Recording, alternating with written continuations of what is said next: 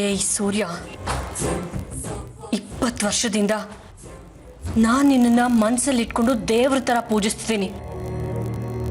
ಬರೀ ಪೂಜಿಸ್ಲಿಲ್ಲ, ಬರೀ ಪ್ರೀತಿಸ್ಲಿಲ್ಲ, ನಿನ್ನನ್ನು ಆರಾಧಿಸ್ತಿದ್ದೀನಿ. ಆದ್ರೆ ನೀನು ಆರ್ತಿನ ಮನಸ್ಸಲ್ಲಿ ಇಟ್ಕೊಂಡು ಪೂಜಿಸ್ತಿದ್ಯಾ. ಈ 20 ವರ್ಷ ನೀನ್ ಪ್ರೀತಿನ ಪಡೆಯೋದಕ್ಕೆ ನಾನು ಎಷ್ಟೆಲ್ಲ ಕಷ್ಟಪಟ್ಟಿದ್ದೀನಿ ಗೊತ್ತಾ. ನೀನ್ ಸಂತೋಷ ಪಟ್ಟಾಗ ಅದು ನನ್ನ ಸಂತೋಷ ಅಂತ ಅನ್ಕೊಂಡು ಸಂಭ್ರಮ ಪಟ್ಟಿದ್ದೀನಿ. ನೀನ್ ದುಃಖ ಪಟ್ಟಾಗ ನಾನು ಕಣ್ಣೀರು ಹಾಕಿದ್ದೀನಿ. ನೀನು ಸೋತಾಗ ಅದು ನನ್ನ ಸೋಲು ಅಂತ ಅನ್ಕೊಂಡು ನಾನು ನೋವು ಅನುಭವಿಸಿದ್ದೀನಿ. ನಿನ್ನನ್ನು ನನ್ನ ಆತ್ಮ ಅನ್ಕೊಂಡಿದ್ದೆ. ನಿನ್ನನ್ನು ನನಗಿಂತ ಹೆಚ್ಚಿಗೆ ಯಾರು ಪ್ರೀತಿಸೋದಕ್ಕೆ ಸಾಧ್ಯನೇ ಇಲ್ಲ. ನನ್ನ ಸರ್ವಸ್ವನ್ನೇ ಕೊಡೋಕೆ ಸಿದ್ಧ ಆಗಿದ್ದೆ ನಿನಗೆ. ನನ್ನ ಶ್ರಮಕ್ಕೆ, ನಾನು ಪಟ್ಟ ಅವಮಾನಕ್ಕೆ ಏನ್ ಕೊಟ್ಟೆ ನೀ ನನಗೆ? ಸೆಕ್ರೆಟರಿ ಅನ್ನೋ ಪಟ್ಟ. ನೀನ್ ನನ್ನ ಪ್ರೀತಿನ ಅರ್ಥನೇ ಮಾಡ್ಕೊಳ್ಳಿಲ್ಲ, ಅವಮಾನ ಮಾಡ್ದೆ ಅಲ್ಲ. ಈಗ ನನ್ನ ಹೃದಯದಲ್ಲಿ ನಿನ್ ಬಗ್ಗೆ ಪ್ರೀತಿ ಇಲ್ಲ. ಬರೀ ದ್ವೇಷ, ಸೇಡು, ಅಸೂಯೆ ಅಷ್ಟೇ.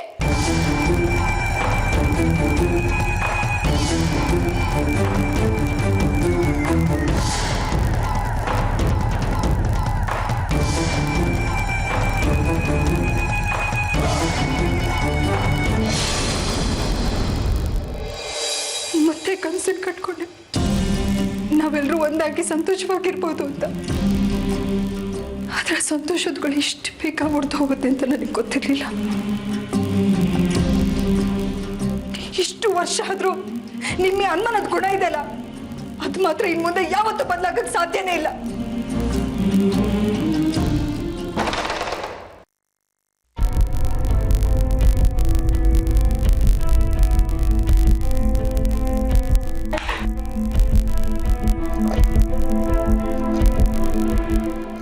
ಸಾರಿ ಸರ್, ಡಿಸ್ಟರ್ಬ್ ಮಾಡೋದ್ನಾ? ಏನು ವಿಷಯ? ಅರ್ಜೆಂಟಾಗಿ ಕೆಲವೊಂದು ಫೈಲ್ಗಳಿಗೆ ಸೈನ್ ಬೇಕಿತ್ತು. ನೀವು ಸೈನ್ ಹಾಕಿ ಕಳಿಸಿದ್ರೆ ನಾನು ಆಫೀಸಿಗೆ ಕಳಿಸ್ತಿದ್ದೆ. ನೋಡು ಅರ್ಪಿತಾ, ನನ್ನ ಮನಸ್ಸು ಸರಿ ಇಲ್ಲ. ನೀನೇ ಎಲ್ಲ ಫೈಲ್ನು ಚೆಕ್ ಮಾಡಿಬಿಡು. ಅರ್ಜೆಂಟಾಗಿ ಸೈನ್ ಆಗಬೇಕಾಗಿರೋ ಫೈಲ್ನ ಮಾತ್ರ ತಂದಿಡು, ಸೈನ್ ಮಾಡಿಕೊಡ್ತೀನಿ.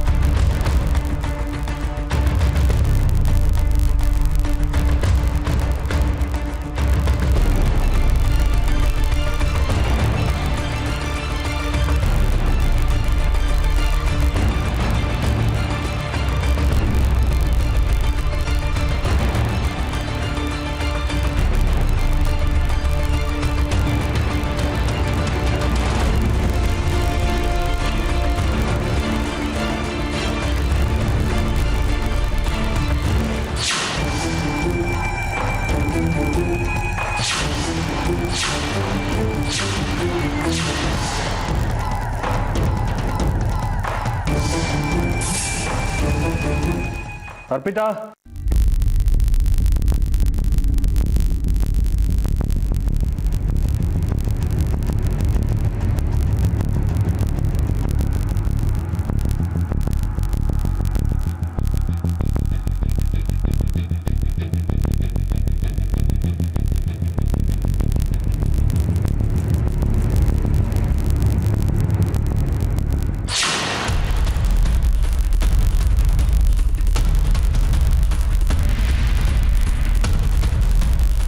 ಹಲೋ ಸರ್, ನೀವು ಕೊಟ್ಟ ಕೆಲಸನ ನಾನು ಮಾಡಿ ಮುಗಿಸ್ತೀನಿ.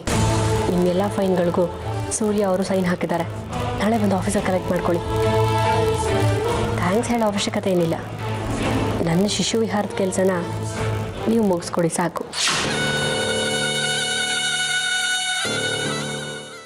ರಂಜಿತ್, ನೀನು ನಿಮ್ಮ ತಂದೆ ತರ ತಪ್ಪಾರೆ ಹಿಡಿತಾ ಇದೆಯಲ್ಲೋ. ನೀನು ಮಾಡ್ತಾ ಇರೋದು ತಪ್ಪು ಅಂತ ಅನ್ನಿಸ್ತಾ ಇಲ್ವಾ ನಿನಗೆ? ಯೋಚನೆ ಮಾಡು. ನಿನಗೂ ಒಬ್ಬ ತಂಗಿ ಇದ್ದಿದ್ದು, ನೀನು ಸೂರ್ಯನ ಮಗಳ ಜೊತೆ ನಡ್ಕೊಂಡಿದೆಯಲ್ಲ, ಅದೇ ರೀತಿ ನಿನ್ನ ತಂಗಿ ಜೊತೆ ಬೇರೆ ಯಾರಾದರೂ ನಡ್ಕೊಂಡಿದ್ದಿದ್ರೆ ಹೇಗೆ ಅನ್ನಿಸ್ತಾ ಇತ್ತು ನಿನಗೆ? ಬೇಜಾರಾಗ್ತಾ ಇರಲಿಲ್ವಾ? ಹೋಮ, ಮೊದಲು ನನಗೇನು ಅನ್ನಿಸ್ತಿಲ್ಲ, ಆದರೆ ಈಗ ನೀನು ಹೇಳ್ತಾ ಇರೋದು ಸರಿ ಅನ್ನಿಸ್ತಾ ಇದೆ. ನೀನು ನನ್ನ ಜೊತೆ ಇದ್ದಿದ್ರೆ ನಾನು ಈ ಥರ ಎಲ್ಲ ಮಾಡ್ತಿರಲಿಲ್ಲ ಅನ್ಸುತ್ತೆ. ಯಾಕೆ ಬಿಟ್ಟು ಹೋದೆ ನಾನು? ರಂಜಿತ್, ರಂಜಿತ್, ಓಹ್ ಡ್ಯಾಡ್, ಏನು ಇಷ್ಟೊಂದು ಖುಷಿಯಾಗಿದ್ದೀರಾ? ಏನು ವಿಷಯ? ತಗೋ, sweet news for you my son. ಇಷ್ಟು ದಿವಸ ಕತ್ಲಲ್ಲಿದ್ದ ನಮ್ಮ ಫೈಲಿಗೆ ಸೂರ್ಯನ ಬೆಳಕು ಬೀಳೋ ಹಾಗಾಯ್ತು. ಹೌದಾ? ಯಾವುದು ಅಂತ ಗೆಸ್ ಮಾಡ್ಕೊಳ್ಳೋಣ. Airport road flyover? ಅಲ್ಲ, ಅದಕ್ಕಿಂತ ದೊಡ್ಡ ಡೀಲು. ಯಾವುದು? ನನಗೆ ಗೆಸ್ ಮಾಡೋದಕ್ಕೂ ಆಗ್ತಿಲ್ಲ, ಕ್ಯೂರಿಯಾಸಿಟಿ ತಡ್ಕೊಳ್ಳೋಕ್ಕೂ ಆಗ್ತಿಲ್ಲ. ನೀವೇ ಹೇಳ್ಬಿಡಿ ಯಾವುದು ಅಂತ. ತುಂಬಾ ದಿವಸದಿಂದ ಪೆಂಡಿಂಗ್ ಇತ್ತಲ್ಲ ಆ ಕಾಪರ್ ಮೈನಿಂಗ್ ಕಂಪನಿ ಫೈಲು, ಅದು ಅಪ್ರೂವ್ ಆಗಿದೆ. What dad? ಅದು ಇಲ್ಲೀಗಲ್ ಅಂತ ಸೂರ್ಯ ರಾಜಶೇಖರ್ ರಿಜೆಕ್ಟ್ ಮಾಡಿದ್ರಲ್ಲ, ಇದು ಹೇಗೆ ಸಾಧ್ಯ ಆಯ್ತು? ನಮ್ ಎಲ್ಲ ಅಸಾಧ್ಯವಾದ ಕೆಲಸಗಳನ್ನ ಸಾಧ್ಯ ಮಾಡೋಕೆ ಅಂತಾನೆ ಆ ಮನೇಲಿ ಒಬ್ಬಳಿದಾಳಲ್ಲ, ಅರ್ಪಿತಾ. ಎಸ್ ಮೈ ಸನ್, ಇವತ್ತು ಆ ಫೈಲ್ಗೆ ಅವಳೇ ಖುದ್ದಾಗಿ ಸೈನ್ ಮಾಡಿಸಿ ನನಗೆ ಫೋನ್ ಮಾಡಿ ಹೇಳಿದ್ಲು. ಡ್ಯಾಡ್, ಸಾಮಾನ್ಯದವಳಲ್ಲ ಈ ಅರ್ಪಿತಾ. ವರ್ಷಗಳಿಂದ ನಮ್ಮ ಕೈಲಿ ಆಗದಿರೋ ಕೆಲಸನ ಕೆಲವೇ ದಿನಗಳಲ್ಲಿ ಮಾಡಿ ಮುಗಿಸ್ಬಿಟ್ಟಲ್ಲ ಇವಳು. ನೋಡು, ಅಲ್ಲ ಕಣೋ, ಈ ಮುಂಚೆನೆ ಆ ಬೆಟ್ಟದಲ್ಲಿ ಮೈನಿಂಗ್ ಮಾಡೋದಕ್ಕೆ ನಮಗೆ ಪರ್ಮಿಷನ್ ಸಿಕ್ಕಿತ್ತು. ಆದ್ರೆ MLA ಸೂರ್ಯ ಅಬ್ಜೆಕ್ಟ್ ಮಾಡಿದ್ರಿಂದ ಆ ಪ್ರಾಜೆಕ್ಟ್ ನ ಶುರು ಮಾಡೋದಕ್ಕಾಗಿರ್ಲಿಲ್ಲ. ಈಗ ಕೆಲಸ ಪ್ರಾರಂಭ ಮಾಡಬಹುದು. ನಂಗೆ ನಂಬೋಕೆ ಆಗ್ತಿಲ್ಲ. ಖಂಡಿತ ಸೂರ್ಯನ್ಗೆ ಗೊತ್ತಿದ್ದು ಅದಕ್ಕೆ ಸೈನ್ ಮಾಡಿಕೊಡೋದಕ್ಕೆ ಚಾನ್ಸೇ ಇಲ್ಲ. ನನ್ನ ಕಣ್ ತಪ್ಪಿಸಿ ಇವಳದ್ದು ಹೇಗೆ ಸೈನ್ ಮಾಡಿಸ್ಕೊಂಡ್ಲು? ಅದನ್ನ ತಗೊಂಡು ನಮಗೇನು ಆಗ್ಬೇಕಾಗಿದೆ? ನಮಗೆ ನಮ್ ಕೆಲಸ ಆದ್ರೆ ಸಾಕು, ಅಷ್ಟೇ ತಾನೇ? ಆ ಫೈಲು ಅಷ್ಟೊಂದು ಇಂಪಾರ್ಟೆಂಟಾ? ಅಯ್ಯೋ, ಕೇಳ್ತಿಯಲ್ಲೇ ವೈಜು, ಒಂದಲ್ಲ ಎರಡಲ್ಲ, ಕೋಟ್ಯಾಂತರ ರೂಪಾಯಿ ಪ್ರಾಜೆಕ್ಟ್ ಅದು. ಆ ಸೂರ್ಯ ಸೈನ್ ಮಾಡೋದ್ರಿಂದ ಆ ಫೈಲು ಮೂಲೆ ಸೇರ್ಕೊಂಡಿತ್ತು. ಈಗ ಅರ್ಪಿತಾ ಚಾಣಾಕ್ಷತನದಿಂದ ಆ ಫೈಲ್ಗೆ ಒಂದು ಲೈಫ್ ಬಂದಿದೆ. ನೋಡ್ತಾ ಇರು, ಆ ಫೈಲ್ ನಮ್ಗೆ ಬಂದ ತಕ್ಷಣನೇ ನಮ್ ಕೆಲಸ ಪ್ರಾರಂಭ ಆಗತ್ತೆ. ದಿನಕ್ಕೆ ಕೋಟ್ಯಾಂತರ ರೂಪಾಯಿ ಲಾಭ ಆಗತ್ತೆ.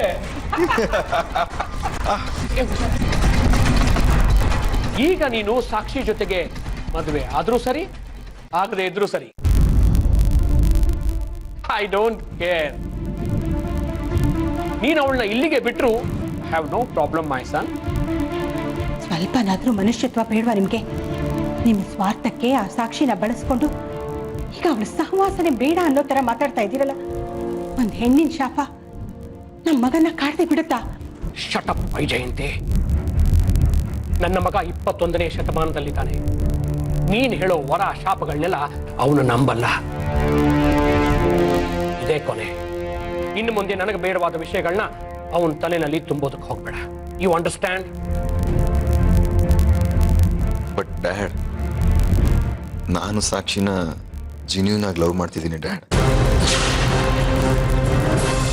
ಇಷ್ಟು ದೂರ ಹೋದ್ಮೇಲೆ ಅವಳಿಗೆ ಅನ್ಯಾಯ ಆಗ್ಬಾರ್ದು. ನಾನು ಅವಳನ್ನೇ ಮದುವೆ. ಡೋಂಟ್ ಬಿ ಎಮೋಷನಲ್ ಫೂಲ್ ಐಸ್. You are my son. ನೀನು ನನ್ನ ಮಗ, ಒಬ್ಬ ದೊಡ್ಡ ಬಿಸ್ನೆಸ್ ಮ್ಯಾನ್. ನಾವೆಲ್ಲ ರೈಲ್ ಇಂಜಿನ್ ಹಾಗೆ. ನಮ್ಮ ಸುತ್ತ ಇರೋ ಜನ ಹೋಗಿ ಅವ್ರವ್ರ ಕೆಲಸ ಮುಗಿತಾ ಇದ್ದಾಗೆ ಅವ್ರವ್ರು ಕಳಿಸ್ಕೋತಾ ಇರ್ತಾರೆ. ನಾವು ಮುಂದಿನ ಸ್ಟೇಷನ್ಗೆ ಹೋಗ್ತಾನೆ ಇರಬೇಕು. ಒಂದು ತಿಳ್ಕೊ ಮಗನೇ, ಜನ ಚಲಿಸ್ತಾ ಇರೋದಕ್ಕೆ ಮಾತ್ರ ಬೆಲೆ ಕೊಡ್ತಾರೆ, ನಿಂತಿರೋದನ್ನ ನಿಕೃಷ್ಟವಾಗಿ ನೋಡ್ತಾರೆ. ನೀವು ಹೇಳ್ತಿರೋದು ನಿಜ ಇರಬಹುದು ಡ್ಯಾಡ್, ಆದರೆ ಪ್ರತಿಯೊಂದು ರೈಲ್ವೆ ಇಂಜಿನ್ಗೂ ಒಂದು ನಿಲ್ದಾಣ ಅಂತ ಇರುತ್ತೆ. ನನ್ನ ನಿಲ್ದಾಣ ಸಾಕ್ಷಿ ಅಂತ ಅನ್ನಿಸ್ತಿದೆ ನನಗೆ.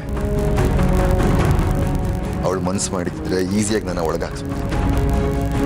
ಆದರೆ ಅವಳು ಹಾಗೆ ಮಾಡಲಿಲ್ಲ.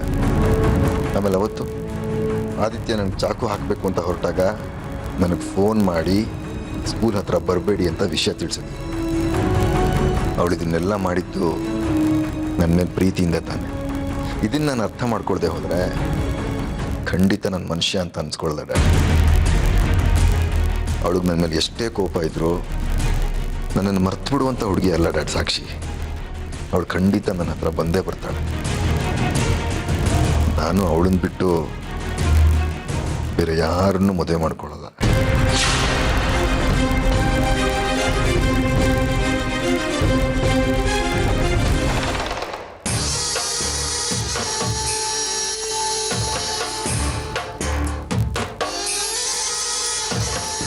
ಇಷ್ಟು ದಿನ ನನ್ನ ಪ್ರೀತಿ ಏನು ಅಂತ ನಿಂಗೆ ತೋರಿಸೋದಕ್ಕೆ ಪ್ರಯತ್ನ ಪಟ್ಟೆ. ನೀನು ನನ್ನ ಪ್ರೀತಿನ ಗುರುತಿಸ್ಲೇ ಇಲ್ಲ. ಆದರೆ ನನ್ನ ದ್ವೇಷ ಹೇಗಿರುತ್ತೆ ಅಂತ ತೋರಿಸ್ತೀನಿ. ಅದನ್ನು ನೀನು ಗುರುತಿಸದೇ ಇರೋದಕ್ಕೆ ಸಾಧ್ಯನೇ ಇಲ್ಲ. ಇನ್ನು ನಿನ್ನ ಕೆಟ್ಟಗಳಿಗೆ ಶುರುವಾಗ್ತದೆ. ನೋಡ್ತಾ ಇರು, ಇನ್ನು ನಾನು ನಿನ್ನ ಹೇಗೆ ಕಾಡ್ತೀನಿ ಅಂತ. ಇಷ್ಟು ದಿನ ನೀನು ರಿಜೆಕ್ಟ್ ಮಾಡಿದಂತಹ ಚಿದಂಬರಂ ಫೈಲ್ಗೆ ನಿನಗೆ ಗೊತ್ತಿಲ್ಲದೆ ಇದ್ದ ಹಾಗೆ ಸೈನ್ ಮಾಡಿಸಿದ್ದೀನಿ. ಇದ್ರ ಮೂಲಕ ನಾನು ನಿನ್ನ ನಾಶಕ್ಕೆ ಮುಹೂರ್ತ ಇಟ್ಟಿದ್ದೀನಿ. ನನಗೆ ಸಿಗದೆ ಇರೋ ನೀನು ಆ ಆರ್ತಿಗೂ ಸಿಗಬಾರ್ದು. ಹಾಗೆ ಮಾಡ್ತೀನಿ.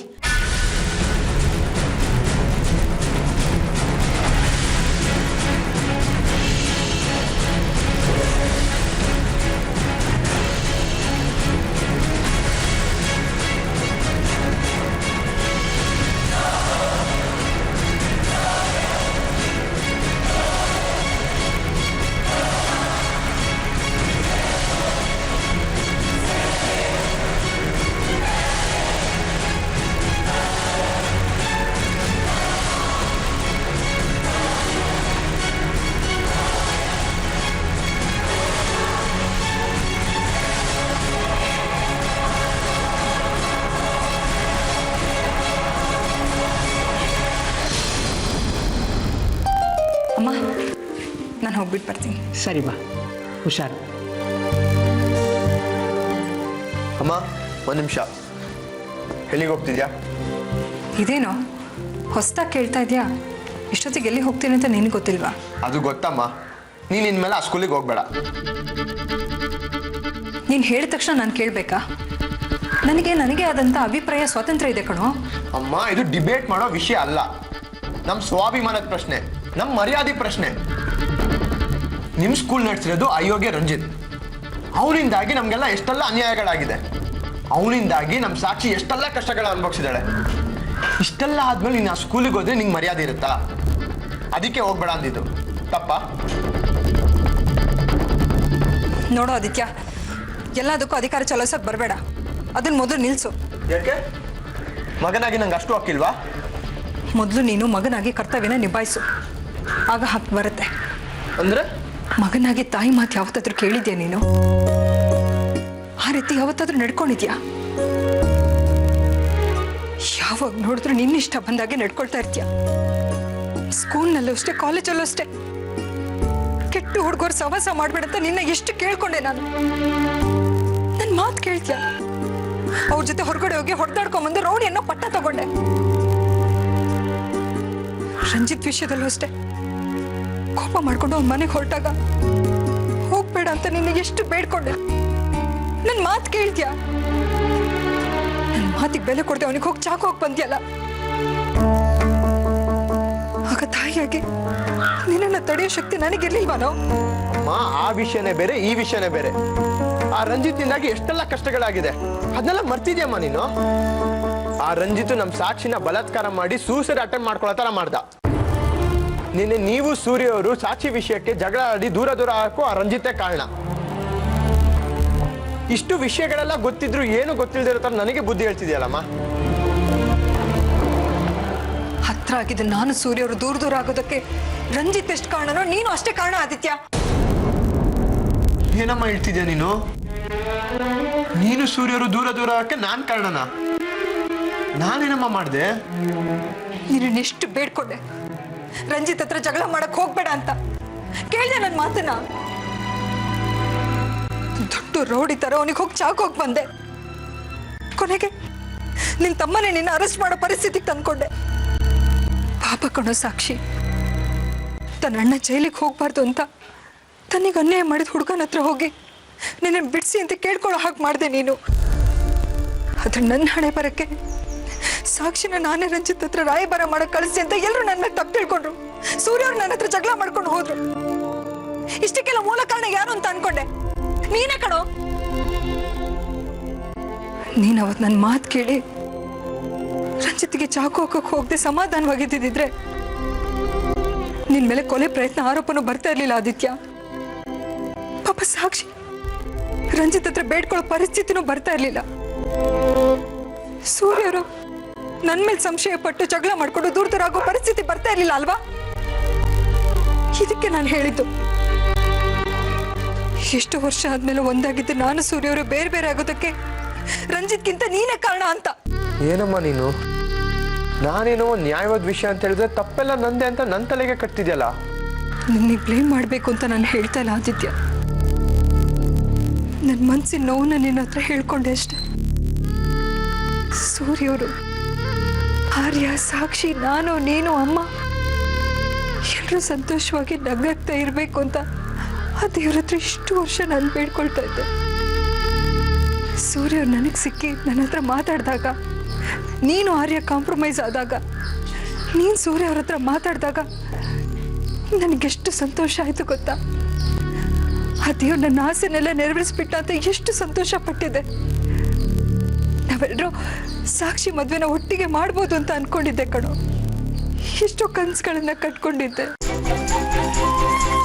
ಆದ್ರೆ ನೀನ್ ಹಾಕಿ ತಗೊಂಡಿರೋ ಈ ಕೆಟ್ಟ ನಿರ್ಧಾರ ಇದೆಯಲ್ಲ, ನನ್ನ 20 ವರ್ಷದ ಕನಸನ್ನ ಒಂದೇ ನಿಮಿಷದಲ್ಲಿ ಸುಟ್ಟಾಕ್ಬಿಡ್ತು ಕಣೋ, ಸುಟ್ಟಾಕ್ಬಿಡ್ತು.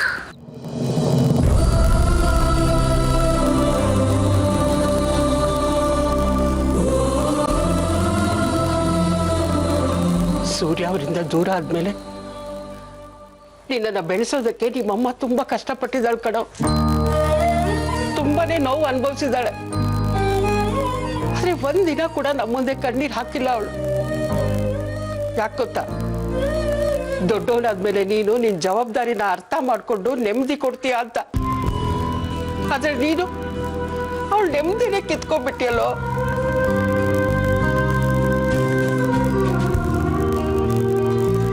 ಸಾರಿ ಶೋಭಾ, ನಾನು ತಪ್ಪು ಮಾಡಿದ್ದೀನಿ, ಒಪ್ಕೊಂತೀನಿ. ಆದರೆ ಆರ್ಯ ಇಲ್ಲಿಗೆ ಬಂದು ಜಗಳ ಆಡೋಕ್ಕೆ ಕಾರಣ ಯಾರು ಅಂತ ನನಗೆ ಚೆನ್ನಾಗಿ ಗೊತ್ತು. ಇದಕ್ಕೆಲ್ಲ ಕಾರಣ ಆ ಫಿಟ್ಟಿಂಗ್ ರಾಣಿ ಅರ್ಪಿತಾನೆ. ಸಾಕ್ಷಿ ಒಬ್ಬಳನ್ನೇ ರಂಜಿತ್ ಹತ್ರ ಮಾತಾಡಕ್ಕೆ ಕಳಿಸಿದ್ದು ಅಮ್ಮನೇ ಅಂತ ಆರ್ಯನ ಹತ್ರ ಫಿಟ್ಟಿಂಗ್ ಇಟ್ಟಿದ್ದು ಅರ್ಪಿತಾನೆ. ಅವಳಿಗೆ ಇನ್ನೊಂದ್ಸಲ ಶಾಕ್ ಟ್ರೀಟ್ಮೆಂಟ್ ಕೊಟ್ಟರೆ ಎಲ್ಲ ಸರಿ ಹೋಗುತ್ತೆ. ನಾನು ಮಾಡಿದ ತಪ್ಪಿಗೆ ನಾನೇ ಸರಿ ಮಾಡ್ತೀನಿ. ಇನ್ಮೇಲೆ ಆರ್ಯ, ಅಮ್ಮ, ಸಾಕ್ಷಿ, ಅಪ್ಪ ಎಲ್ಲ ಒಟ್ಟಿಗೆ ಇರೋವಾಗ ನಾನು ಮಾಡ್ತೀನಿ. ಇನ್ಮೇಲೆ ಅಮ್ಮನ ಕಣ್ಣಲ್ಲಿ ಯಾವತ್ತೂ ನೀರು ಬರೋ ಥರ ನಾನು ನೋಡ್ಕೊತೀನಿ ಶೋಭಾ. I promise Shobha. ಅಷ್ಟು ಮಾಡಿ ಪುಣ್ಯ ಕಟ್ಕೊಳ್ಳೋ ಆದಿ. ಎಲ್ಲಿಗೆ ಹೋಗ್ತಾ ಇದೆಯಾ? ಹೇಳಿದ್ನಲ್ಲ ಶೋಭಾ, ಅರ್ಪಿತಂಗೆ ಶಾಕ್ ಟ್ರೀಟ್ಮೆಂಟ್ ಕೊಡಕ್ಕೆ.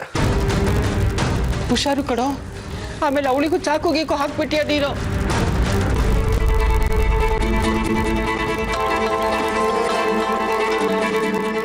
ಹಲೋ, ನಮಸ್ಕಾರ. ರೆವಿನ್ಯೂ ಸೆಕ್ರೆಟರಿ ಮನೋಹರ್ ಮೂರ್ತಿ ಅವರಿಗೆ ನಮಸ್ಕಾರ. ಯಾರು ಮಾತಾಡ್ತಾ ಇರೋದು? ನಾನು ಸರ್ ಚಿದಂಬರಂ. ಅಲ್ಲ, ನಾನು ಇಷ್ಟೊಂದು ಸಲ ನಿಮಗೆ ಫೋನ್ ಮಾಡಿದ್ದೀನಿ, ಆದರೂ ನನ್ನ ನಂಬರ್ನ ನೀವು ಸೇವ್ ಮಾಡೇ ಇಲ್ಲ.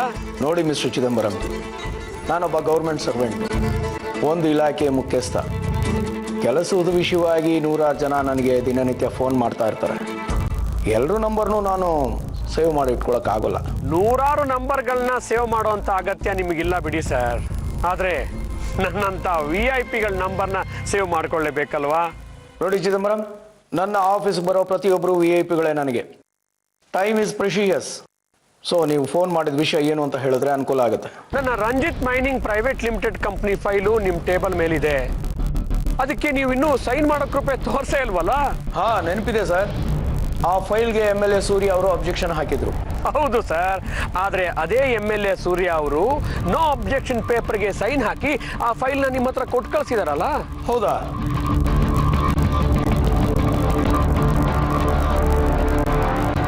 ನಿಮಗೆ ಸಂಬಂಧಪಟ್ಟ ಫೈಲು ಯಾವುದು ಇಲ್ಲಿಗೆ ಬಂದಿಲ್ವಲ್ಲ?